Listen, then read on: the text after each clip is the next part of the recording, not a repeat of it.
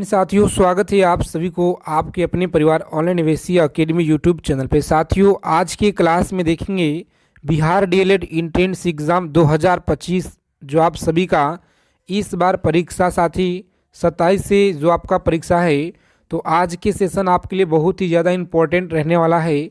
जो भी आपके डीएलएड एंट्रेंस एग्ज़ाम में पिछले 5 से 6 वर्षों में जितने भी सवाल आपके जीके जीएस और हिंदी के इम्पोर्टेंट जो भी प्रश्न आपके पूछे गए हैं, उन्हीं सारे सवालों का निचोड़ संग्रह करेंगे छोटे से क्लास में। तो आज की क्लास आपके लिए बहुत ही ज़्यादा इम्पोर्टेंट रहने वाला है। सभी साथी इस क्लास को बिना स्किप किए हुए अंत तक देखेंगे। अगर आपको इस बार अच्छे नंबरों से क्वालिफाई करना है, बिहार डीएलएड एंट्रेंस एग्ज़ाम को अच्छे नंबरों से आपको पास होना है तो चलिए क्लास शुरू करते हैं बिना देरी किए हुए। सबसे पहले आप सभी साथी चैनल को सब्सक्राइब कर लीजिए फटाफट से, और बगल में एक बेल आइकन प्रेस करके ऑल पे ज़रूर आप लोग सेव कर लीजिएगा जी। रोज़ाना आप लोग क्लास में जुड़िए, लगातार आप लोगों को क्लास दिया जा रहा है। इंद्र शब्द का जो स्त्रीलिंग रूप है यह क्या है? इंद्र शब्द का स्त्रीलिंग रूप क्या है? तो डी ऑप्शन आप लोग याद रखिएगा, इंद्रानी है। क्या है? इंद्रानी आप लोग याद रखिएगा। चलिए नेक्स्ट क्वेश्चन देखिए, पूछा गया सवाल है आपके परीक्षा में। क्लास की पीडीएफ आपको साथ में दिया जाएगा, तो टेलीग्राम चैनल को आप लोग ज्वाइन कर लीजिएगा। लिंक आपको वीडियो के डिस्क्रिप्शन में दिया जाएगा। उ ध्वनि का उच्चारण स्थान क्या है? उ ध्वनि का उच्चारण स्थान क्या है? तो आप सभी लोग याद रखेंगे ऑप्शन नंबर बी ऑप्शन को लॉक करेंगे और आगे बढ़ेंगे। कम समय में जितना हो सके ज़्यादा से ज़्यादा रिवीजन करेंगे हम लोग। सूर्योदय का सही संधि विच्छेद क्या होगा? सूर्योदय का सही संधि विच्छेद क्या होगा? तो सी ऑप्शन को लॉक करेंगे और आगे बढ़ेंगे। चलिए नेक्स्ट क्वेश्चन देखिए, पूछा गया सवाल है आपके परीक्षा में। अगर मगर करना का अर्थ क्या होता है? अगर मगर करना का अर्थ क्या होता है? बहाने बनाना। क्या है? बहाने बनाना आप लोग याद रखिएगा, बी ऑप्शन रहेगा इस प्रश्न का राइट आंसर। नेक्स्ट क्वेश्चन देखिए, पूछा गया सवाल है। सभी साथी क्लास को लाइक कर दीजिए आगे चलने से पहले। जितने लोग क्लास में जुड़े हैं क्लास को लाइक कर दीजिए फटाफट से। दयानंद में प्रयुक्त संधि का नाम क्या है? बताएंगे। दयानंद में प्रयुक्त संधि का नाम क्या है? तो दीर्घ संधि। कौन सा है साथी? दीर्घ संधि आप लोग याद रखिएगा। आगे देखेंगे, पूछा गया है कि समति का जो सही संधि विच्छेद है यह क्या होगा? तो बी ऑप्शन को लॉक करेंगे आप लोग, आगे बढ़ेंगे। जितने साथी क्लास में पहली बार विजिट किए हैं तो चैनल को आप लोग जरूर सब्सक्राइब कीजिएगा, ताकि बिहार डीएलएड एंट्रेंस एग्ज़ाम से सभी इम्पोर्टेंट जानकारी आपको मिल पाए। सबसे पहले पवन का सही संधि विच्छेद क्या होगा? पवन का सही संधि विच्छेद आप लोग याद रखिएगा, बी ऑप्शन को लॉक करेंगे और आगे बढ़ेंगे। अगला क्वेश्चन देखिए, पूछा गया है कि उ प्लस हार के योग में कौन सा शब्द होगा? उत प्लस हार में कौन सा योग शब्द बनेगा? तो याद रखिएगा आप लोग, उद्धार होगा। कौन सा? उद्धार, जो बी ऑप्शन में आपको साथी सही आंसर दिया गया है। तो बी ऑप्शन को लॉक करेंगे आप लोग, आगे बढ़ेंगे। चलिए सभी साथी फटाफट क्लास को लाइक कर दीजिए। अगला क्वेश्चन देखिए, पूछा गया है कि पर्यावरण का सही संधि विच्छेद क्या होगा? पर्यावरण का सही संधि विच्छेद क्या होगा? तो डी ऑप्शन को लॉक करेंगे। परिजोड़ आवरण आप लोग याद रखिएगा, परिजोड़ आवरण आप लोग याद रखेंगे। आगे देखिए 10 नंबर सवाल पूछा गया है जी। कम समय में ज़्यादा से ज़्यादा चीज़ों को संग्रह करेंगे। बताएंगे अनुशासी का संबंध किससे होता है? अनुशासी का जो संबंध है नाक और मुंह दोनों से होता है। याद रखिएगा आप लोग, बी ऑप्शन है सही आंसर। रोज़ाना आप सभी क्लास में जुड़ेंगे, यहाँ पे लगातार आप लोगों को प्रैक्टिस सेट दिया जा रहा है। अनुशासिक व्यंजन कौन से होता है? अनुशासिक व्यंजन कौन सा है? तो वर्ग के पंचमा अक्षर। तो सी ऑप्शन रहेगा इस क्वेश्चन का राइट आंसर। चलिए देखेंगे, पूछा गया है आपके सवाल बिहार डीएलएड में एंट्रेंस एग्जाम में। हिंदी वर्णमाला में स्वर्णों की संख्या कितना है? हिंदी वर्णमाला में स्वर्णों की संख्या कुल 11 है। कितना? 11 आप सभी लोग याद रखिएगा। चलिए देखेंगे, अगला क्वेश्चन है, जो पहले कभी न हुआ हो उसे क्या कहते हैं? जो पहले कभी न हुआ हो उसे अभूतपूर्व कहते हैं। क्या कहते हैं? अभूतपूर्व। आप लोग याद रखिएगा। नेक्स्ट क्वेश्चन देखिए, पूछा गया सवाल है, जो कहा ना जा सके उसके लिए क्या होता है जी? बताइए। जो कहा ना जा सके उसके लिए अकथनीय होता है। क्या होगा? अकथनीय। आप लोग याद रखिएगा। और आप लोगों का प्लेलिस्ट हम बना देंगे, तो आप लोग प्लेलिस्ट से प्रत्येक क्लास को देखना है अगर आपको इस बार अच्छे नंबर से क्वालिफाई करना है तो, क्योंकि सभी सवाल आपके पूछे गए हैं आपके परीक्षा में। समय की दृष्टि से अनुकूल क्या है? समय की दृष्टि से अनुकूल समयानुकूल है। बी ऑप्शन को लॉक करेंगे आप लोग और आगे बढ़ेंगे। सभी साथी अपना अपना स्कोर बताइएगा कमेंट करके। जो सब कुछ जानता हो उसे क्या कहते हैं? जो सब कुछ जानता हो उसे सर्वज्ञ कहते हैं। सर्वज्ञ आप लोग याद रखिएगा, सही आंसर है जी। आगे देखेंगे, अगला प्रश्न है, जिसकी गर्दन सुंदर है उसे क्या कहते हैं? जिसकी गर्दन सुंदर है उसे क्या कहते हैं? तो सुग्रीव आप लोग याद रखिएगा, बी ऑप्शन है राइट आंसर।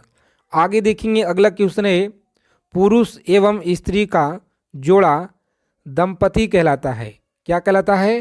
तो दंपति कहलाता है। बी ऑप्शन आप लोग याद रखिएगा।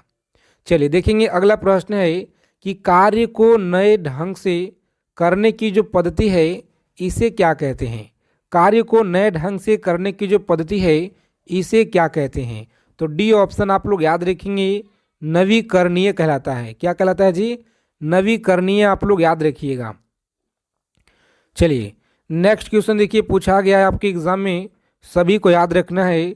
जंगल में लगने वाला आग को क्या कहते हैं? जंगल में लगने वाला आग को क्या कहते हैं?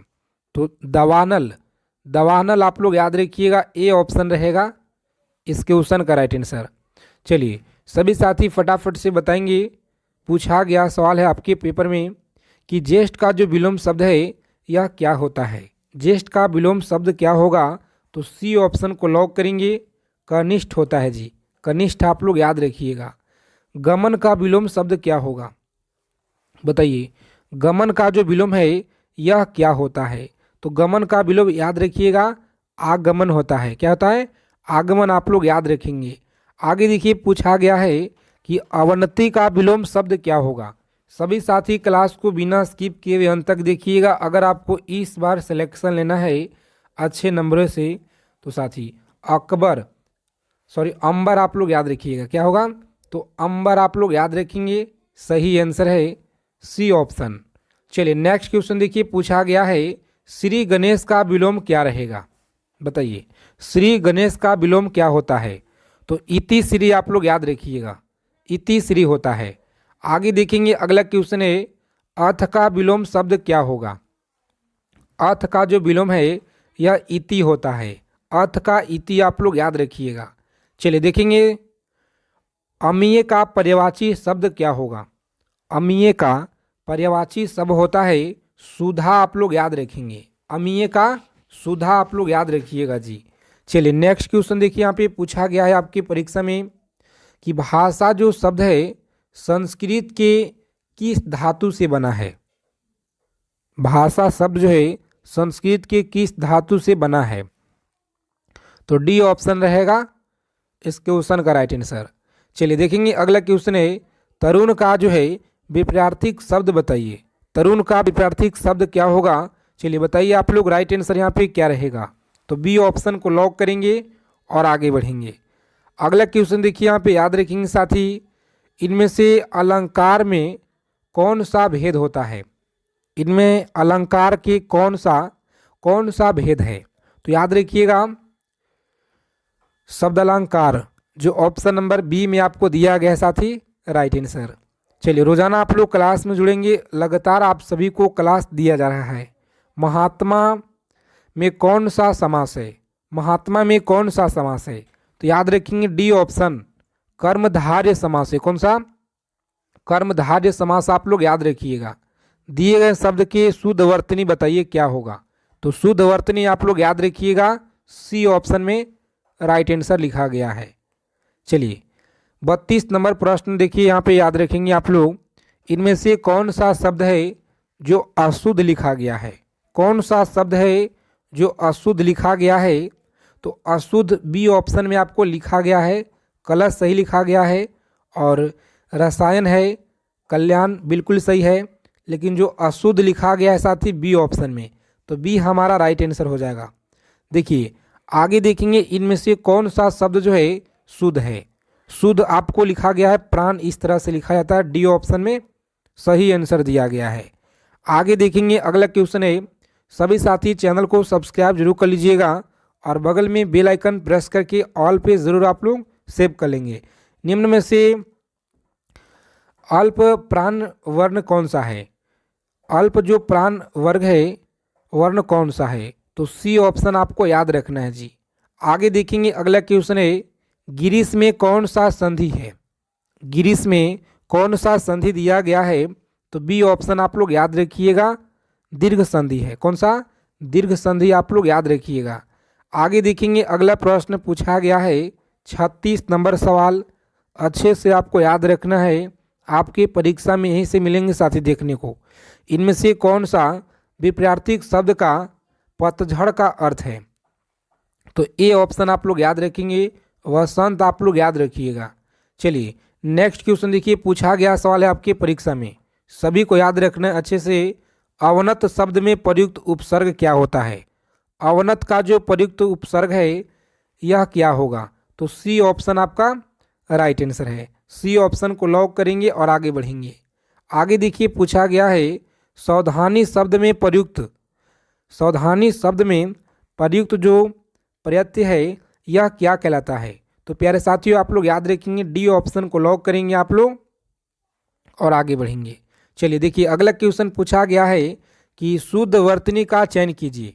शुद्ध वर्तनी आपको बताना है कौन सा होगा। तो देखिए राइट आंसर आपको लिखा गया है ऑप्शन नंबर बी में, कृपा सही लिखा गया है, तो बी ऑप्शन रहेगा हमारा राइट आंसर जी। चलिए आगे देखेंगे साथी अगला क्वेश्चन है जो आपके परीक्षा में लगातार पूछे गए हैं, सभी को अच्छे से याद रखना है कि जाके पाँव न फटे बीवाई, सो क्या जाने पीर पराई का अर्थ, इसका मतलब क्या होता है? तो याद रखेंगे आप लोग, जिसके ऊपर बीतती है वही जानता है। ए ऑप्शन रहेगा हमारा सही आंसर। आगे देखेंगे अगला क्वेश्चन है, कम समय में ज़्यादा से ज़्यादा हम लोग रिवीजन करेंगे, बहुत कम समय में, तो आप लोग प्रत्येक क्लास से आप लोग जुड़िए। मैतैक्य में कौन सा संधि है? मैतैक्य में कौन सा संधि है? तो बी ऑप्शन आप लोग याद रखिएगा, बी ऑप्शन रहेगा इस क्वेश्चन का राइट आंसर। आगे देखिए अगला सवाल है कि निम्नलिखित में से तत्सम शब्द का चयन कीजिए। तत्सम शब्द है, ए ऑप्शन को आप लोग याद रखिएगा। आगे देखेंगे अगला क्वेश्चन है, अर्थार्थ में कौन सा संधि है? बताइए अर्थार्थ में कौन सा संधि है जी? तो दीर्घ संधि आप लोग याद रखिएगा, सही आंसर है। अगला क्वेश्चन पूछा गया है आपकी परीक्षा में, इनमें से आपादान कारक का विभक्ति क्या है? आपादान का विभक्ति आपको बताना है, तो सी ऑप्शन को लॉक कीजिए और आगे बढ़िए। चलिए सभी साथी आंसर करेंगे। शिव का विशेषण, शिव का विशेषण क्या होगा? तो शैव आप लोग याद रखिएगा। चलिए देखेंगे अगला क्वेश्चन पूछा गया है, इनमें से कौन सा भाववाचक संज्ञा है? भाववाचक संज्ञा आप लोग बताइएगा कौन सा है? तो बचपन आप लोग याद रखेंगे, भाववाचक है। आगे देखेंगे अगला क्वेश्चन है, पुरोहित में उपसर्ग क्या होगा? पुरोहित में उपसर्ग आप लोग याद रखिएगा, डी ऑप्शन को लॉक करेंगे और आगे बढ़ेंगे। सभी साथी क्लास को फटाफट लाइक कर दीजिए जितने लोग क्लास को देख रहे हैं। और निम्न में से नसिकीय व्यंजन कौन सा है? तो डी ऑप्शन आपका राइट आंसर है। आगे देखेंगे अगला क्वेश्चन है, हिंदी में मूर्त वर्णों की संख्या कितना होता है? तो 52 आप लोग याद रखिएगा, सी ऑप्शन राइट होगा। चलिए छ ध्वनि किसके अंतर्गत आती है? तो याद रखेंगे आप लोग साथी, संयुक्त वर्ण के अंतर्गत आती है। चलिए देखेंगे अगला क्वेश्चन है। तो आज की क्लास में इतना ही सवालों को हम लोग जो है संग्रह करेंगे। हिंदी का सबसे ज़्यादा इम्पोर्टेंट क्वेश्चन है, तो आप सभी साथी इसे ज़रूर अच्छे से याद रखिएगा। और अगर आप लोगों को क्लास क्वेश्चन अच्छे लगे साथी, क्लास को लाइक कीजिए, चैनल को प्लीज़ आप लोग सब्सक्राइब कर लीजिएगा। मिलते हैं अगले क्लास में अच्छे टॉपिक के साथ।